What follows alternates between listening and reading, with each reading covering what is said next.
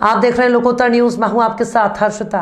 जीवनदायिनी मां नर्मदा ग्वारी घाट में लगातार गंदे नाले का पानी मिल रहा है। वहीं नर्मदा नदी लगातार प्रदूषित हो रही है। शासन प्रशासन की अनदेखी के चलते हालात बद से बदतर हो रहे हैं। गौरतलब है कि मां नर्मदा का जल दूर दराज के गांव वाले जल के पीने के उपयोग के लिए करते हैं, जिससे उन लोगों को बीमारी होने की आशंका बनी हुई है। वहीं इस संबंध में वरिष्ठ समाज सेवी धीरज पटेरिया का कहना है कि जनप्रतिनिधि अक्सर मां नर्मदा को स्वच्छ रखने की बड़ी बड़ी बातें करते हैं, लेकिन सच्चाई को सौ दूर है। पटेरिया का कहना है कि हम सभी की जिम्मेदारी बनती है कि नर्मदा जी को साफ सुथरा रखें। इधर इस मामले में एडवोकेट और पूर्व पार्षद तेज कुमार भगत का कहना है कि अक्सर देखा गया है कि जनप्रतिनिधि इस मसले पर राजनीति करके या तो बैठ जाते हैं या शांत हो जाते हैं, केवल राजनीति करने का जरिया बनाते हैं। नर्मदा जी ना सिर्फ हमारे लिए आराध्य एक नदी हैं, बल्कि हम सब लोग माँ के रूप में माता नर्मदा जी को हम देखते हैं। और मैं तो विशेषकर प्रतिदिन उनकी शरण में जाकर उनसे बारंबार सिर्फ यही प्रणाम करके यह अपने शहर के लिए खुशहाली मांगता हूँ, अपने देश के लिए खुशहाली मांगता हूँ, अपने शहर के लिए, अपने प्रदेश के लिए खुशहाली का उनसे आशीर्वाद मांगता हूँ। लेकिन जब मैं ये देखता हूँ कि मेरी माँ का आंचल खुद गंदा करने के लिए इतने गंदे नाले उसमें प्रवाहित हो रहे हैं, उसमें जाकर के मिल रहे हैं, तब मुझे खुद भी बहुत ज़्यादा पीड़ा होती है।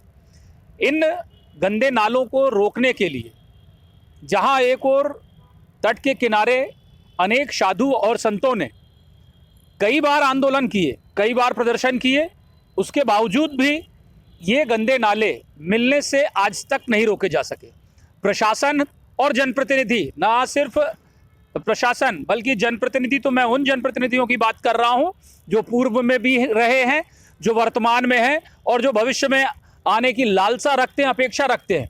वो सारे लोग कहीं ना कहीं माता नर्मदा जी से ये अपेक्षा करते हैं कि माँ नर्मदा उन्हें भविष्य में बहुत सारी चीज़ें आशीर्वाद के स्वरूप दें।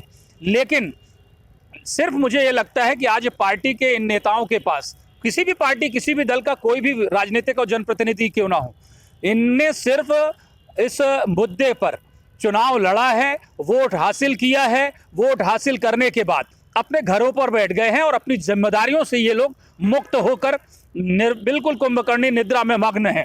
ऐसे लोगों को सजग रहने की आवश्यकता है।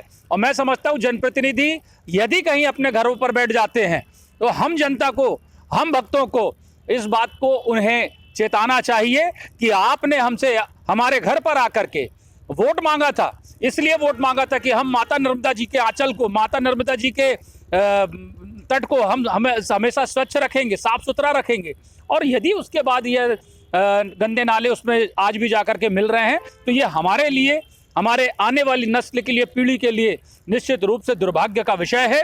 और इस दुर्भाग्य को खत्म करने के लिए यदि हम सारे लोग और प्रशासन, जिसमें कि मूक दर्शक बना रहता है प्रशासन सिर्फ वहां पर बड़ी बड़ी आरतियों में शामिल होने के लिए चला जाएगा, बड़े बड़े कार्यक्रमों को आयोजित करने के लिए चला जाएगा, वहां पर दिखावा पाखंड करने के लिए चला जाएगा। लेकिन मैंने नहीं देखा कि कभी प्रशासन ने मुस्तैदी से कोई भी काम नर्मदा जी के आंचल को पवित्र करने के लिए, स्वच्छ रखने के लिए कभी कोई बीड़ा उठाया हो। बल्कि कई दल के लोग, कई सबका परम सौभाग्य है कि पुण्य सलिला माँ नर्मदा का प्रवाह क्षेत्र जबलपुर में आता है।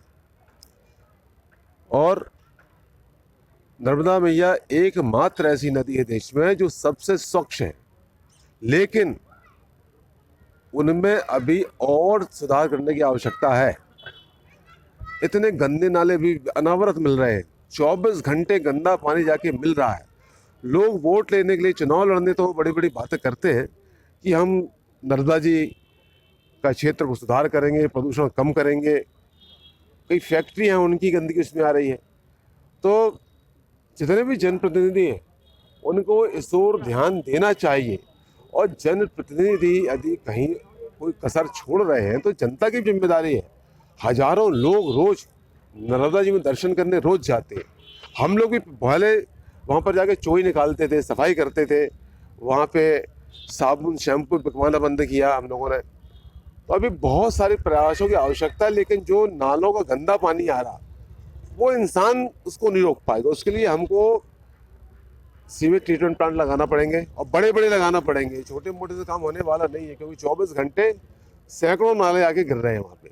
उनका फोर्स आप देखेंगे, इनका कितना फोर्स में गिरता है पानी, तो कितना पानी मिलता होगा।